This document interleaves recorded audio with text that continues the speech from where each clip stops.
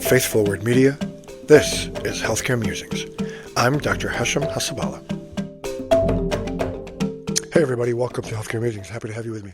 Okay, so August 13th, 2025, Gallup published their poll on the U.S. drinking rate, and it was made news all over the place. U.S. drinking rate at new low as alcohol concerns surge. And so I'm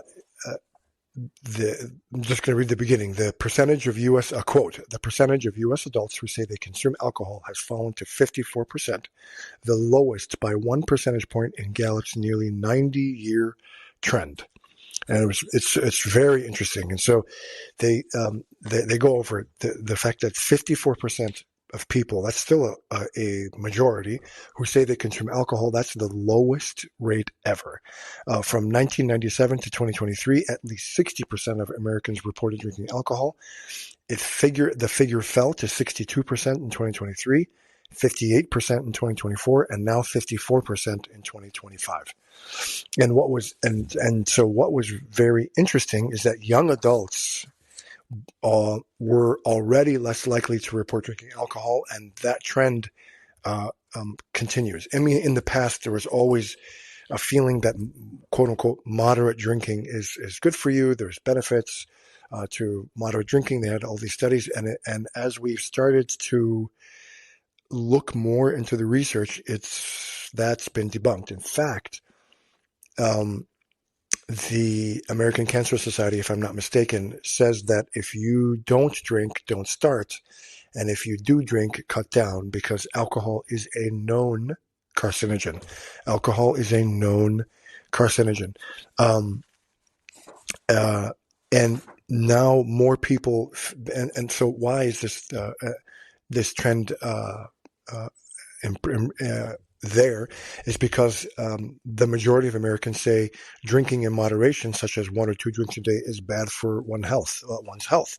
And that's true. Like I said, alcohol is associated with a number of cancers: breast cancer, liver cancer, esophageal cancer, upper oral cancers, especially if you drink and smoke at the same time.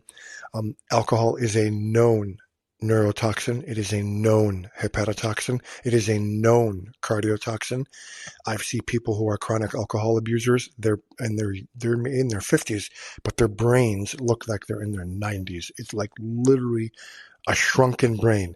A lot of people I've seen with alcoholic damage, alcohol-induced damage to their heart, and they have heart failure because the alcohol has damaged the heart. I can't tell you how many patients I've seen with cirrhosis from alcohol, which is end-stage liver disease, end-stage damage to the liver.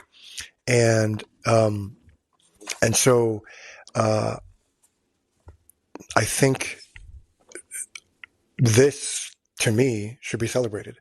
That this is actually fantastic, and I'm super happy as a physician, as a critical care physician. There almost a day does not go by until that I don't see someone who has been afflicted by alcohol and as either coming in withdrawing from alcohol, which is a nightmare for those patients, and they go through such a horrible delirium, and a lot of times they're tied down, and we have to give them sedative after sedative so they don't harm themselves or harm other people or harm staff, or they come in with the effects of alcohol damage on their liver, and let me tell you, dying of liver disease, it's a horrible death, right? Or they have effects on their brain.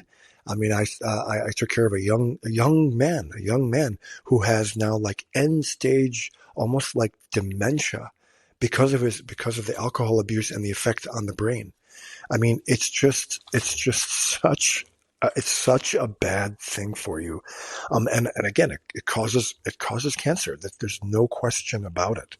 So, from my perspective, the fact that less Americans are drinking, and this is the lowest amount that ever, to me, as a physician, as a critical care physician, it's something to be celebrated, and and I hope the trend continues, because I mean, I'm firmly in the believer that there's no good amount of alcohol. Even 1 drop is not safe. So this Gallup poll is something to be celebrated. Thanks so much, guys, for your time and attention. And until next time, this is Hashem Hasabala signing off on Healthcare Musings. Thank you for listening.